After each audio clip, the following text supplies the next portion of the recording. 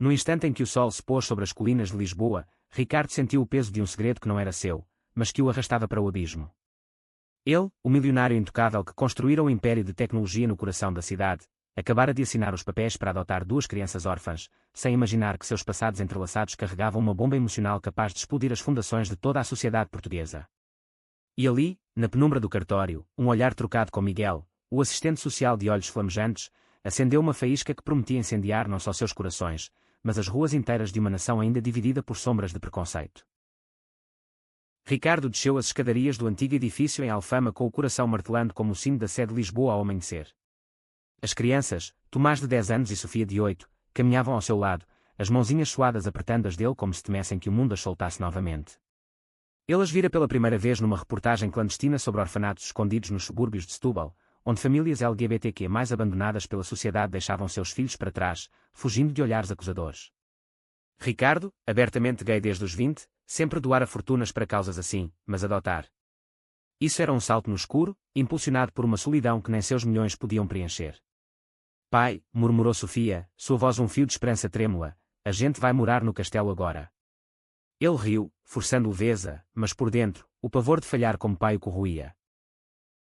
A mansão em Belém, com suas paredes azulejadas e quando histórias de navegadores, recebeu-os com um silêncio opressivo. Ricardo instalou as crianças nos quartos amplos, cheios de brinquedos que ele comprara em pânico, mas Tomás apenas sentou na cama, olhos fixos no horizonte do Tejo, como se esperasse um navio que nunca chegaria. Eles eram como nós, disse o menino de repente, voz baixa, meus pais. Eles se amavam como dois homens se amam, mas a vila os matou com palavras. Ricardo congelou, o ar rarefeito. Aquela era a primeira rachadura no verniz da adoção. Os segredos das crianças não eram meras cicatrizes, mas chaves para um escândalo que ligava orfanatos a redes de discriminação sistémica em Portugal. Ele ligou para Miguel naquela noite, o assistente social que o guiara no processo, cuja voz rouca ao telefone soava como um bálsamo e uma ameaça. Você precisa saber mais, Ricardo. Mas não por telefone. Encontre-me no Chiado amanhã. O encontro no café à brasileira foi um vendaval disfarçado de brisa. Miguel chegou com o sol filtrando pelas janelas altas, seu casaco de couro sarrado contrastando com o terno impecável de Ricardo. Seus olhos, verdes como os azulejos de Sintra, perfuraram o milionário. Você acha que pode comprar uma família, Ricardo? Esses kids não são projetos de caridade. As palavras cortaram como facas afiadas, e Ricardo sentiu o rubor subir, não de raiva, mas de uma atração imediata, proibida pelo contexto. Miguel era ativista, fundador de uma ONG que combatia a homofobia rural, e sua cicatriz na bochecha esquerda contava histórias de confrontos com famílias conservadoras. Eles conversaram por horas, o vapor do café misturando-se ao cheiro de pastéis de nata, e aos poucos, as barreiras caíram. Ricardo confessou sua solidão após o rompimento com o ex, um modelo que o via como bancomat. Miguel, por sua vez, revelou o próprio passado, um amor perdido para o suicídio, vítima de bullying em uma pequena cidade do Alentejo. Mas o idílio foi interrompido por um telefonema urgente. Sofia havia fugido da mansão, deixando um bilhete rabiscado, eles vêm-me buscar, como buscaram a mamãe. Pânico. Ricardo e Miguel saíram correndo pelas ruas empedradas do Chiado, o trânsito de Lisboa um caos de buzinas e turistas. Encontraram-na encolhida perto da estátua de Camões, tremendo sob a chuva fina que começava a cair. Eu ouvi os vizinhos falando, soluçou ela, dizem que você é errado, papai. Que vai nos machucar. As palavras ecoaram como um verdito, e Ricardo sentiu o peso da cidade inteira sobre os ombros. Miguel a abraçou primeiro, seu toque gentil desarmando o medo da menina, e naquele momento, Ricardo viu neles não só uma família improvisada, mas o esboço de algo maior, uma aliança contra as trevas que ainda pairavam sobre Portugal, onde casamentos gays eram lei, mas o preconceito, uma herança viva.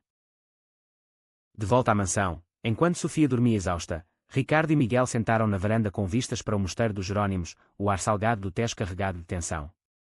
Os segredos deles vão além do pessoal, murmurou Miguel, acendendo um cigarro com mãos trêmulas. Tomás e Sofia são filhos de um casal lésbico assassinado em uma manifestação em Faro, há 3 anos. A polícia encobriu, chamando de acidente. Mas há documentos, testemunhas. E uma rede de orfanatos que lucra com crianças LGBTQ mais abandonadas. Ricardo engoliu em seco, o império que construíra em apps de dating inclusive parecendo subitamente frágil. Ele propôs, vamos expor isso. Juntos. Miguel hesitou, seus lábios se curvando em um sorriso amargo. Você, o playboy das capas de revista, e eu, o radical de rua. Isso vai ser um circo. Mas seus olhos diziam o oposto: desejo, não só de justiça, mas de conexão. Os dias seguintes foram um turbilhão. Ricardo integrou as crianças à rotina, levando-as à escola internacional em Cascais, onde o mar Atlântico batia como um coração selvagem. Tomás, inicialmente fechado, começou a abrir-se com jogos de futebol na praia, rindo pela primeira vez quando Ricardo tropeçou na areia. Sofia desenhava retratos da nova família, com Miguel como herói de capa. Mas as sombras se aproximavam. Jornais sensacionalistas publicaram fotos borradas da adoção, com manchetes venenosas: milionário gay compra herdeiros para lavar imagem. A família conservadora de Ricardo, exilada no Porto, ligou furiosa, a mãe chorando: você está arruinando o nome da família com essa aberração. Ele desligou, o peito apertado, mas Miguel estava lá, no sofá da sala, oferecendo um ombro que cheirava a livros velhos e determinação. O primeiro conflito explodiu na escola. Um pai influente, dono de uma rede de hotéis no Algarve, confrontou Ricardo no portão: suas preferências vão corromper as crianças. Saia da cidade. A multidão se formou, murmúrios virando gritos, e Tomás, ouvindo tudo, fugiu para o carro chorando. Miguel chegou minutos depois, sua moto rugindo como um leão, e enfrentou o homem: vocês falam de família, mas destroem as dela. Hipócritas. O soco veio rápido, acertando Miguel no queixo, e Ricardo interveio, seu corpo atlético de anos de academia se erguendo como uma muralha. A briga foi contida pela polícia, mas as manchetes explodiram: escândalo na elite lisboeta, a adoção gay acende guerra. Naquela noite, feridas expostas, Ricardo e Miguel se refugiaram em um pequeno bar em Barro Alto, onde a noite pulsava com música fada e risos de casais como eles. Eu tenho medo, confessou Ricardo, o copo de vinho tinto tremendo em sua mão. De perder eles. De perder você, antes mesmo de te ter. Miguel tocou sua mão, um gesto elétrico. Então lute. Como eu lutei por tanto tempo sozinho. O beijo veio devagar, sob as luzes quentes, um selo de promessa em meio ao caos. Mas enquanto voltavam, um envelope anónimo escorregou sob a porta da mansão, fotos granuladas de Tomás e Sofia com seus pais biológicos em uma marcha do orgulho, e uma nota: revela o segredo, ou perca tudo. O dilema consumia Ricardo. Expor a rede de orfanatos significava heroísmo, mas também risco, processos, ameaças, o colapso de sua empresa se investidores conservadores fugissem. Ele consultou advogados em Coimbra, viajou para Faro com Miguel para entrevistar testemunhas sobreviventes, uma viúva trans que sussurrava histórias de noites de terror. As crianças, sentindo a tensão, reagiam de formas opostas. Sofia colava-se a Ricardo como uma sombra, desenhando escudos de amor. Tomás, rebelde, saía escondido para grafitar mensagens de apoio LGBTQ+, nas paredes de Lisboa, sua arte infantil e quando o grito silenciado dos pais. O ponto de ruptura veio em uma gala beneficente no pavilhão Atlântico. Ricardo, de smoking negro, discursava sobre inclusão digital quando um vídeo pirateado invadiu as telas, imagens de orfanatos superlotados, crianças chorando, e depoimentos de pais LGBTQ+, forçados a abandonar filhos por medo de custódia negada. A multidão ofegou, e no centro, o antagonista emergiu, o mesmo pai da escola, revelado como acionista oculto da rede. Mentiras, berrou ele, mas Miguel, no palco ao lado de Ricardo, ativou o microfone: não são mentiras. São fatos. E essas crianças? Elas são a prova viva. Sofia e Tomás, trazidos às escondidas, subiram ao palco, as vozinhas firmes narrando suas perdas. O salão explodiu em aplausos mistos a vaias, e Ricardo, abraçando os filhos, sentiu o primeiro gosto da vitória, amargo, mas real. Mas o segredo das crianças ia mais fundo. Em meio ao tumulto, Tomás confessou a Ricardo, à beira das lágrimas no quarto escuro: mamãe e papai não morreram em acidente. Eles foram empurrados de um penhasco por aqueles homens da vila, porque lutavam por gente como você e Miguel. A revelação foi um terremoto. Não era só discriminação, era assassinato velado, coberto por conivência policial no sul conservador de Portugal. Ricardo jurou justiça, mas o preço foi alto, sua empresa sofreu boicotes, amigos o abandonaram, e a família biológica cortou laços definitivos. Miguel, ferido em uma emboscada de repórteres agressivos, terminou no hospital com costelas rachadas, sussurrando para Ricardo à cabeceira: vale a pena. Por nós. A dúvida os separou por dias. Ricardo afundou em reuniões com procuradores em Évora, coletando evidências que ligavam o assassinato a uma teia de corrupção envolvendo políticos locais. Miguel, recuperando-se em um apartamento modesto em Moraria, questionava sua própria armadura: eu te arrastei para isso, amor. Talvez devêssemos fugir para o Brasil, recomeçar. Mas o amor, esse fio tênue, os puxou de volta. Uma carta de Sofia, rabiscada com corações: não briguem, senão um monstro vence. Eles se reencontraram no castelo de São Jorge, sob estrelas que pareciam testemunhas antigas, e o beijo ali foi um pacto, enfrentar o inferno juntos. O clímax irrompeu em Faro, terra do crime. Ricardo organizou uma marcha massiva, milhares de vozes LGBTQ+, marchando das praias ao centro histórico, bandeiras arco-íris tremulando contra o vento mediterrâneo. As crianças lideravam, de mãos dadas com Miguel e Ricardo, seus rostos na TV nacional simbolizando resiliência. Mas o antagonista, Aquado, armou uma armadilha, baderneiros contratados atacaram a multidão, pedras voando como granizo. No caos, Sofia foi separada, seu grito perdido no tumulto. Ricardo, coração em pânico, mergulhou na multidão, socos e empurrões o marcando, até encontrá-la encolhida atrás de uma barraca de sardinha. Papai, gritou ela, e naquele abraço, sob sirenes e cânticos, ele soube, a família não era sangue, mas escolha. Miguel, lutando ao lado, derrubou um agressor com um golpe preciso de karatê aprendido em protestos passados, mas levou uma facada superficial no braço. Sangue manchou a camisa, mas seu olhar para Ricardo era de ferro, acabou. Eles perdem hoje. A polícia, pressionada pela opinião pública, agora inflamada por lives virais das crianças, prendeu o líder da rede. Manchetes mudaram, heróis de Faro, a adoção revela crime e cura feridas nacionais. De volta a Lisboa, a cidade pulsava diferente.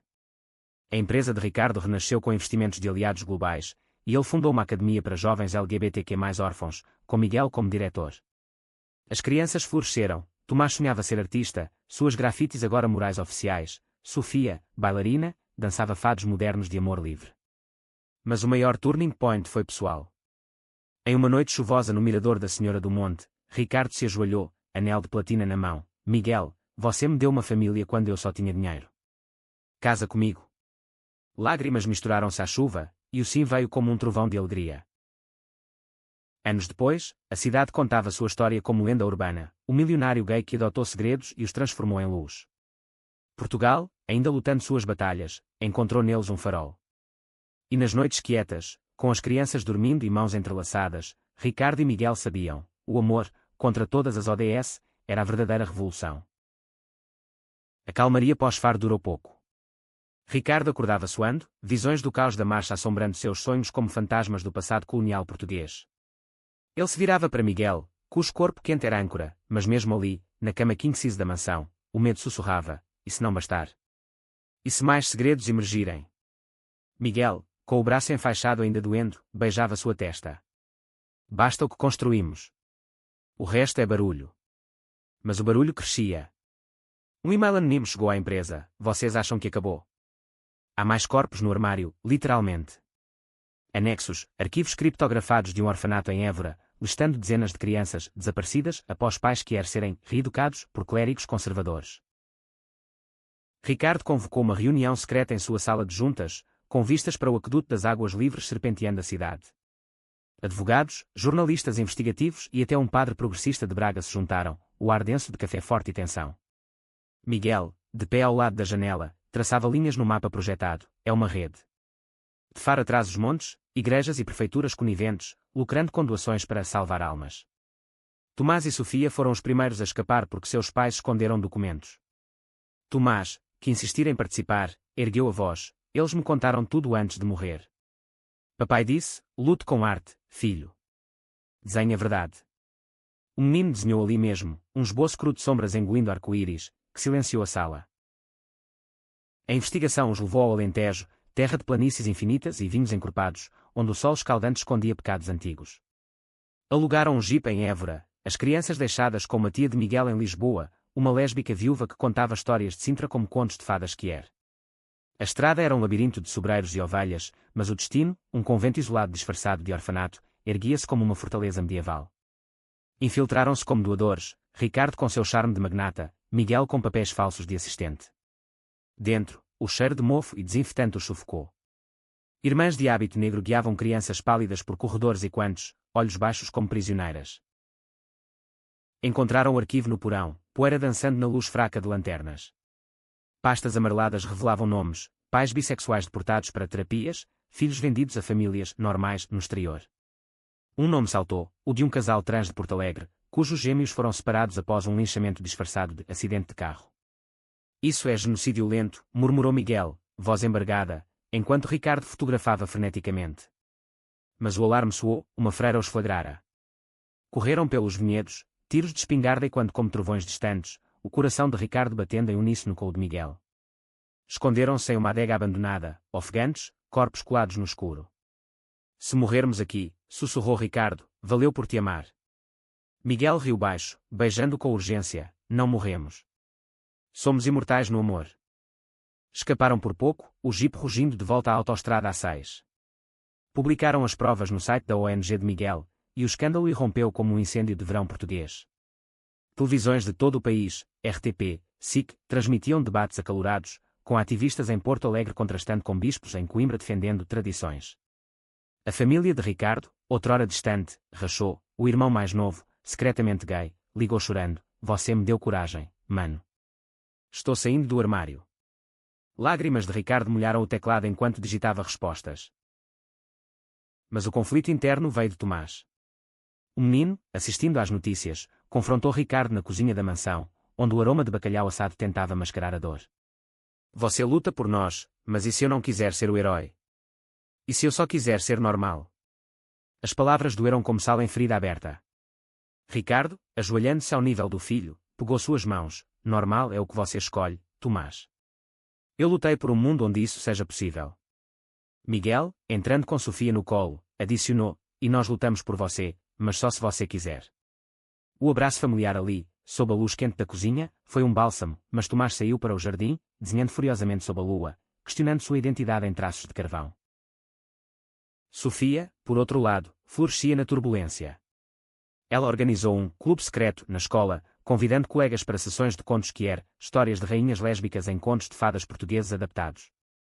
Mas o backlash veio rápido, uma mãe fundamentalista acusou-a de doutrinação, e a diretora, pressionada, suspendeu as reuniões. Ricardo invadiu a escola como um furacão, seu advogado ao lado, citando leis de igualdade. Minha filha tem direito à voz, assim como qualquer criança. A multidão de pais se dividiu, alguns aplaudindo, outros vaiando, e no centro, Sofia ergueu um cartaz: amor não tem gênero. A foto viralizou, transformando-a em ícone infantil da causa. Miguel e Ricardo, no meio do furacão, encontravam refúgio em escapadas curtas. Uma viagem a Óbidos, a vila literária morada, onde andaram pelas ruas de pedra lendo poemas de Pessoa, tenho em mim todos os sonhos do mundo, e sonharam com um futuro sem guerras. Mas o telefone tocou, uma testemunha-chave, a freira desertora do convento, fora encontrada morta, suicídio. Suspeita de encobrimento. Eles voltaram a Lisboa no trem alfa pendular, o clique-claque das rodas e quando sua determinação crescente. O turning point pessoal veio em uma terapia familiar em Cascais, com o mar rugindo ao fundo. O terapeuta, um homem não binário de Aveiro, desenterrou camadas, o medo de Ricardo de abandono, raiz em uma infância de pai ausente, a raiva de Miguel contra um sistema que roubara seu primeiro amor, as culpas das crianças por sobreviverem. Lágrimas fluíram como o Atlântico, e no final, mãos unidas, prometeram, somos mais fortes quebrados. De volta, Tomás mostrou seu novo desenho, uma família arco-íris desafiando tempestades, e pela primeira vez, sorriu de verdade. A cidade mudava. Prefeitos em miniconferências em Setúbal anunciavam reformas em orfanatos, inspirados pelo escândalo. Mas o antagonista, agora foragido, enviou uma ameaça final: vou destruir sua família devagar. Ricardo instalou seguranças, mas o verdadeiro escudo era o amor, jantares barulhentos com amigos piqueniques no Parque Eduardo VII, onde Sofia dançava e Tomás pintava. O outono chegou a Lisboa com folhas douradas caindo como confetes de uma parada do orgulho adiada. Ricardo caminhava pelo Rocio, o ar fresco carregado de castanhas assadas, mas sua mente fervia com planos. A ameaça do antagonista pairava como névoa do Tejo, e ele contratou detetives particulares de Coimbra para rastreá-lo. Miguel, recuperado, mergulhava em palestras universitárias na Nova de Lisboa, inflamando jovens com discursos sobre resiliência Nós não somos vítimas, proclamava, somos vanguardas. As crianças, agora estrelas relutantes, davam entrevistas controladas, suas vozes inocentes cortando o cinismo midiático.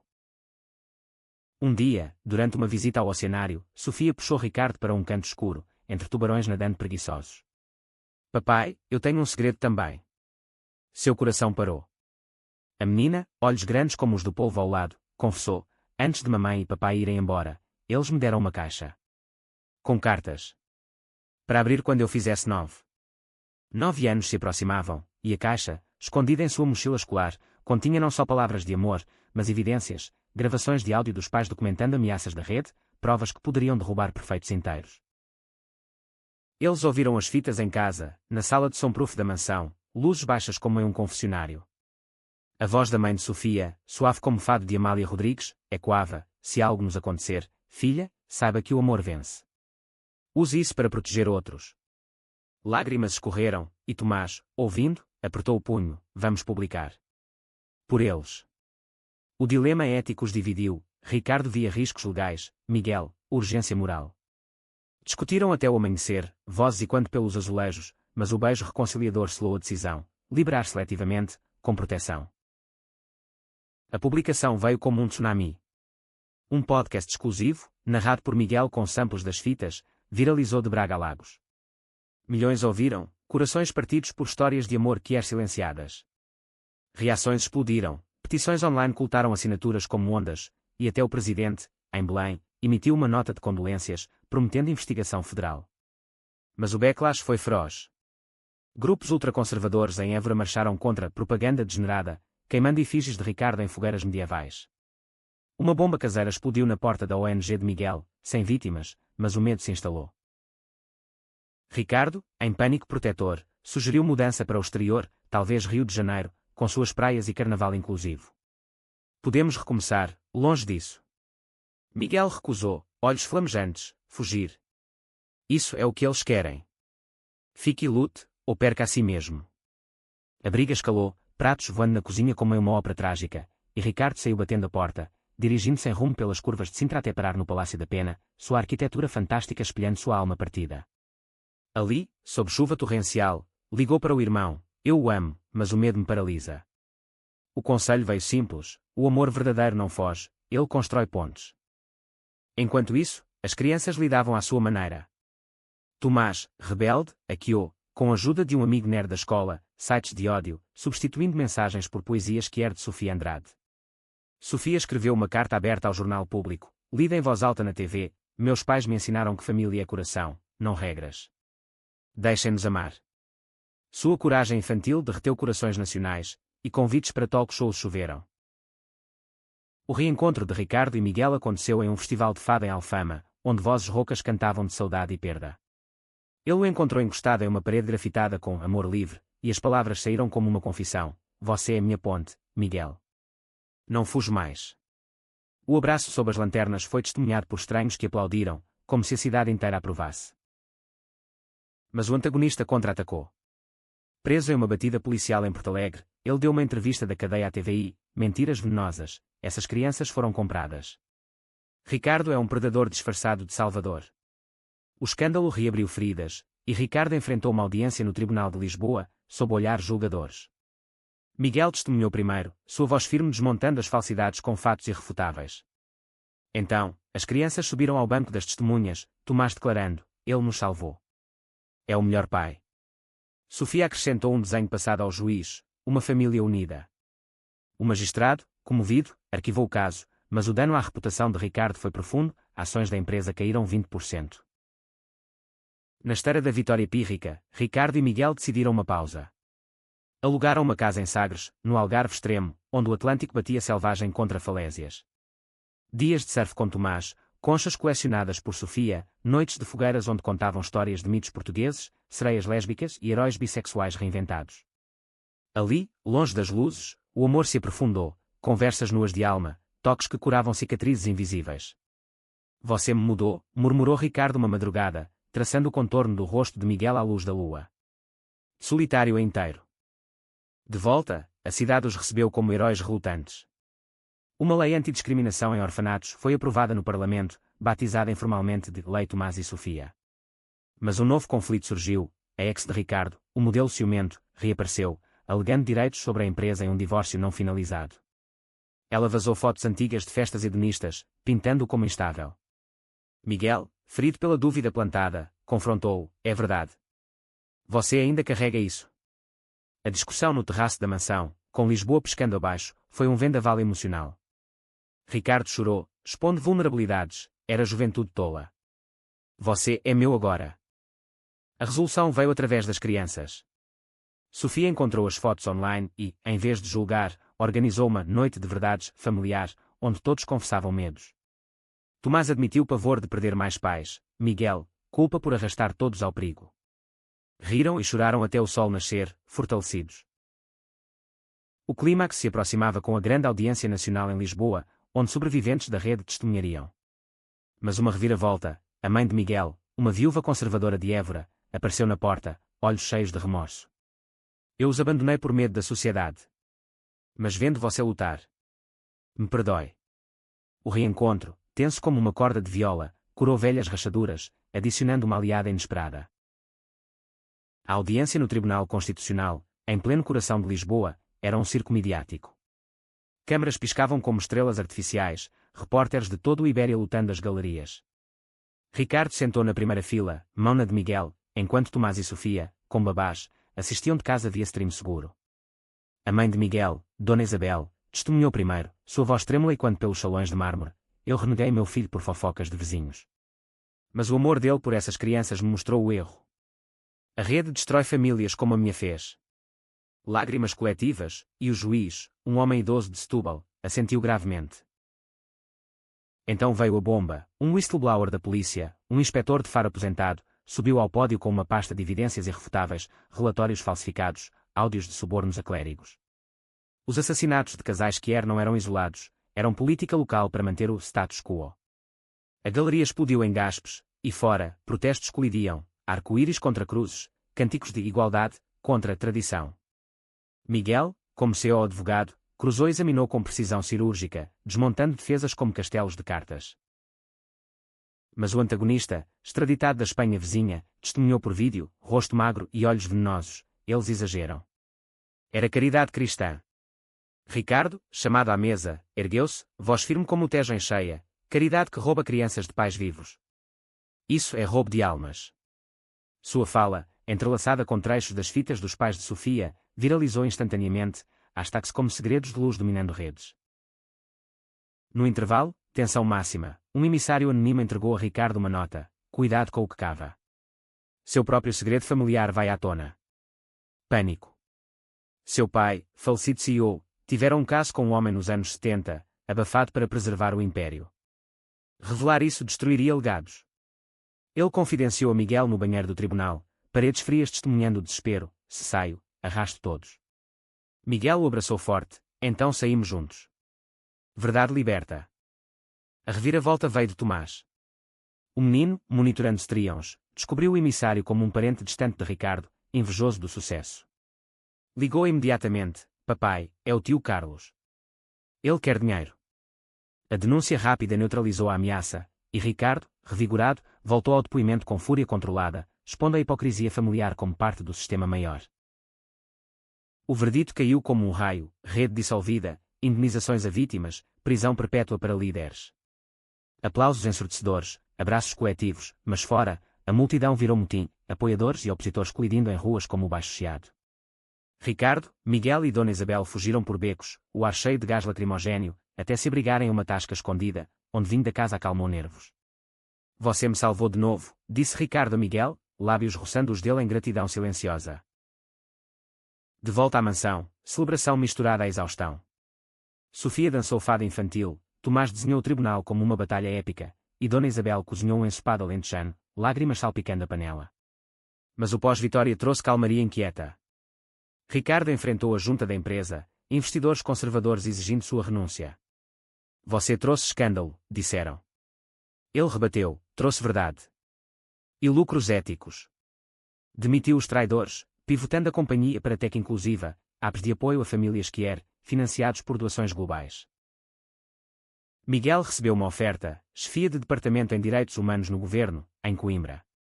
É uma chance de mudar de dentro, disse, mas hesitação em seus olhos. E nós? A família. Discussões noturnas se estenderam, mapas de Portugal sobre a mesa, pesando raízes contra a missão. As crianças votaram, fique, mas lute grande. Sofia acrescentou, Coimbra tem castelos, como contos. Um conflito inesperado surgiu com a mídia. Um documentário sensacionalista, Sombras do Arco-Íris, distorceu fatos, pintando Ricardo como oportunista. Críticas choveram, e ele, ferido, considerou processo. Miguel aconselhou paciência, responda com arte. Assim, produziram seu próprio curta, Luzes Escondidas, com Tomás como diretor mirim, filmado em locações de Lisboa, o Tejo como pano de fundo de redenção. Estreou no Festival de Cinema Quer de Porto, ovacionado, mudando narrativas. Pessoalmente, o amor de Ricardo e Miguel amadureceu em camadas.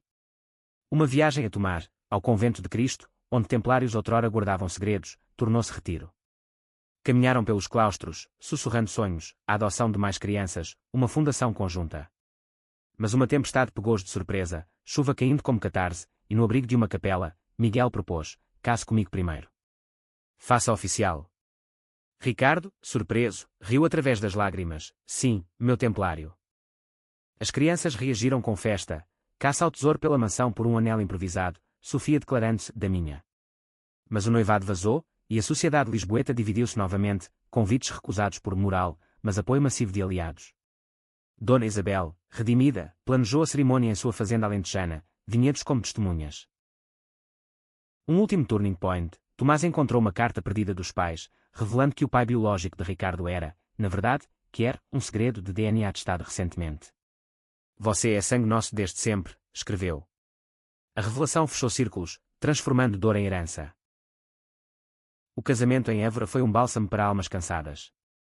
Vinhedos dourados sob o sol de primavera, mesas cobertas de queijos e vinhos tintos, convidados uma tapeçaria de Portugal de drag queens de Lisboa a poetas de Coimbra. Ricardo, de fraque branco, esperava no altar improvisado entre oliveiras, coração acelerado como o trem para o Algarve. Miguel desceu o corredor, braço nu de Dona Isabel, olhos travados nos dele, um sorriso que dizia, enfim. As crianças, de trajes festivos, espalharam pétalas de rosas vermelhas, Sofia sussurrando: agora é para sempre. Os votos foram poesia viva. Ricardo, você me ensinou que riqueza é compartilhar cicatrizes. Miguel, e você, que amor é ousadia diária. O beijo, sob aplausos e fado ao fundo, selou não só a união, mas uma declaração à nação. Mas mesmo no êxtase, sombras, um convidado anónimo deixou um presente envenenado, um livro de terapias de conversão, antigas, com dedicatória, o ciclo continua. Ignoraram, dançando até o amanhecer, mas o lembrete doía. Pós-casamento, a lua de mel em Madeira foi idílio interrompido. Trilhas verdes, levadas murmurantes, mas notícias de casa, um novo caso de discriminação em orfanatos do Norte, inspirado pelo vácuo da rede velha. Ricardo, bronzeado e relaxado, sentiu o chamado: não podemos parar. Miguel concordou, e de volta, lançaram a Fundação Luz do Tejo, com sede em Belém, focada em apoio legal e psicológico a famílias LGBTQ+. As crianças se envolveram, Tomás em oficinas de arte-terapia, Sofia em contação de histórias. Mas conflito familiar eclodiu com a família estendida de Ricardo. O tio Carlos, o traidor exposto, processou por difamação, alegando herança roubada. Audiências em Porto foram um circo, com testemunhas familiares cuspindo veneno, ele envergonhou sangue. Ricardo, exausto, duvidou: vale expor tudo por justiça.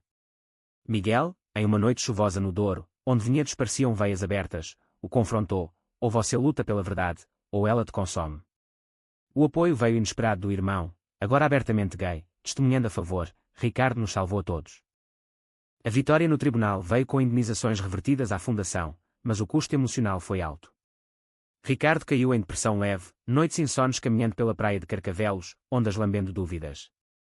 Miguel o arrastou a terapia de casal em Sintra, onde florestas encantadas espelhavam suas mentes entrelaçadas.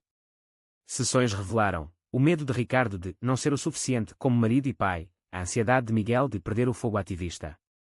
Saíram mais fortes, com rituais, cafés matinais, cartas semanais de gratidão. As crianças cresceram em meio a isso. Sofia, aos 9, abriu a caixa dos pais completamente, encontrando um colar de conchas que usou no primeiro dia de aula, símbolo de herança. Tomás, aos 12, ganhou uma exposição em uma galeria do Chiado, seus murais de famílias invisíveis, vendendo por milhares, doados à causa. Mas um incidente os abalou: valentões na escola agrediram Tomás por filho de viado rico. Ele voltou com o olho roxo, recusando queixa. Não quero mais luta, disse. Ricardo e Miguel mediaram com a escola, mas o evento reacendeu debates internos: estamos protegendo ou expondo eles? A resposta veio em uma viagem familiar ao Gerês, parques nacionais onde cascatas purificam. Acampando sob estrelas, fogueira crepitando, Tomás confessou: eu luto porque amo vocês. Mas preciso de espaço para ser kid.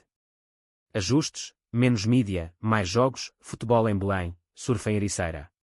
Sofia, sentindo a mudança, escreveu um diário: família é como o rio, flui, mas às vezes transborda. Socialmente, a cidade transformava-se. Lisboa sediou o primeiro Fórum Nacional LGBTQ+ Orfãos, com Ricardo e Miguel como oradores. Ali, conheceram Lena, uma adolescente trans de Trás-os-Montes, vítima recente, e a adoção dela tornou-se o próximo capítulo. Processos longos, avaliações tensas, mas sua integração trouxe alegria fresca, Lena ensinando K-pop às crianças, cozinhando pratos minhoto. Um turning point romântico veio no aniversário de 1 ano de casados. Miguel planejou surpresa, voo de balão sobre o Douro, cestas de piquenique flutuando. Lá em cima, vendo sussurrando segredos, ele revelou: estou grávido de ideias, vamos ter mais um, via barriga de aluguel. Ricardo, emocionado, sonhou com um bebê, expandindo o círculo. Mas o passado mordia. Um sobrevivente da rede, atormentado, confrontou Ricardo em uma rua de Alfama: você ganhou fama, mas eu perdi tudo. Culpa corroeu, e Ricardo doou pessoalmente uma casa em Setúbal ao homem, iniciando programa de reparação. Miguel elogiou: isso é amor em ação. O clímax se aproximou com eleições nacionais. Um partido conservador, eco da velha guarda, prometia valores tradicionais, mirando leis que er. Ricardo e Miguel lideraram campanha contra, com as crianças em anúncios tocantes: não tirem nossa família. Debates em TV acalorados, Miguel enfrentando um deputado: vocês falam de família, mas destroem as dela. A vitória eleitoral progressista veio estreita, mas veio, graças a votos jovens inflamados.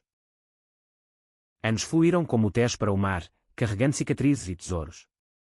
Ricardo, agora quarentão, via sua empresa como farol global de inclusão, apps conectando famílias que er de Lisboa a Luanda. Miguel, chefe em Coimbra durante a semana, voltava fins de semana, sua moto rugindo pelas autoestradas como um chamado de amor.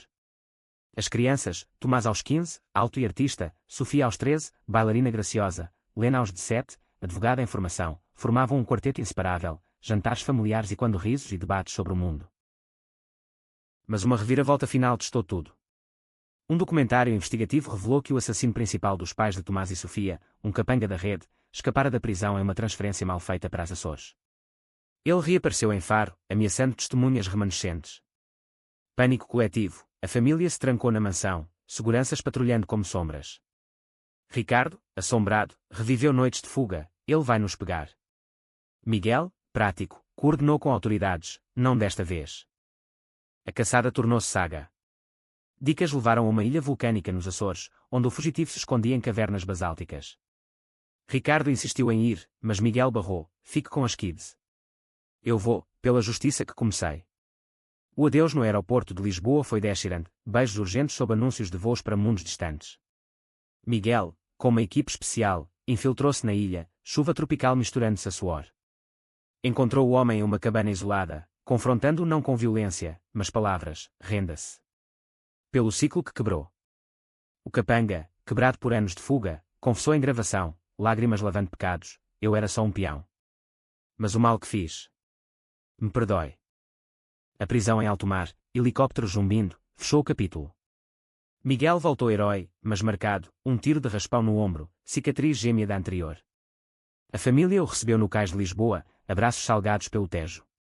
Você é nosso guardião, disse Tomás, voz embargada. Sofia dançou uma valsa improvisada, Lena assobiou hinos de vitória. O aftermath trouxe cura coletiva. O fugitivo testemunhou contra remanescentes, desmantelando bolsões finais da rede. Portugal aprovou a lei de reparação que er, financiando terapias e bolsas para órfãos. Ricardo e Miguel escreveram um livro, Segredos Iluminados, best-seller de Évora a Évora, inspirando adaptação para série na Netflix portuguesa. Pessoalmente, o bebê chegou via surrogacy, um menino, batizado Afonso, em honra a exploradores que ousaram mares desconhecidos. Seu choro encheu a mansão, unindo gerações. Tomás, agora em Academia de Arte em Porto, visitava com namorado tímido, um pintor bissexual.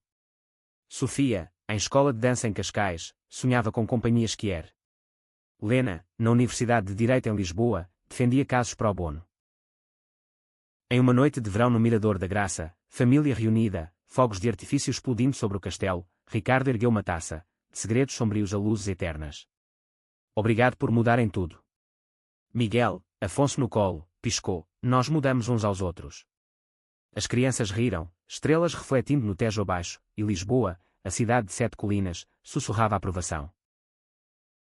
A vida continuou, com seus vendavais e calmarias, mas o amor, profundo, resiliente, provara ser a âncora. O milionário gay adotara não só crianças, mas uma revolução, e o segredo delas ecoava como um hino. Em Portugal, o arco-íris prevalecia.